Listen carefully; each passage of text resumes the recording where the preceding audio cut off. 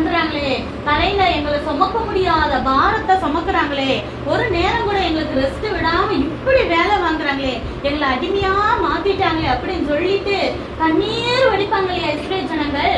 அந்த சத்தம் எல்லாம் தேவனோட சந்நிதியில வந்துகிட்டே இருக்கு பரலோகத்துல. அவங்க கூக்குரலை கேட்டேன். கூக்குரல்னா அப்படி கத்தி அழுன்னு அழுகுறது. அவங்களுடைய ஒடுக்குதலை பார்த்தேன். அவங்க எப்படி வேலை பண்றாங்க, என் ஜனங்கள் எப்படி கஷ்டப்படுறாங்கன்னு சொல்லிட்டு அதை நான் பார்த்தேன். அவங்களுடைய வேதனைய நான் அறிஞ்சிருக்கிறேன் அப்படின்ட்டு. இப்ப தேவனாலே நம்ம என்ன நினைப்போம், அவருக்கு என்ன நல்ல பரலோகத்துல நல்ல கோல்டு, எல்லாமே கோல்டா இருக்கும், சிங்காசனத்துல உட்கார்ந்து நம்மள வேடிக்கை பார்த்துட்டே இருப்பாரு. அவர் அழகா கிரீடம் போட்டு நல்ல ஒயிட் ட்ரெஸ் போட்டு அழகா சிரிச்சுட்டு சந்தோஷமா இருப்பாரு அப்படின்னு சொல்லிட்டு.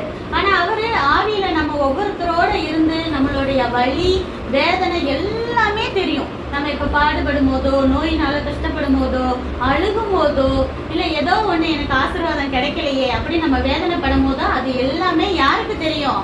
தேவனுக்கு தெரியும். அவரால நம்ம ஃபீலிங்ஸ அப்படியே நம்மளை விட சொல்ல போனா அவர் ரொம்ப தான் வேதனைப்படுவார். என் பிள்ளை இப்படி கஷ்டப்படுதே அப்படின்னு சொல்லிட்டு. சரியா? தேவன் எல்லாத்தையும் தெரிஞ்சு வச்சிருக்கிறவர்.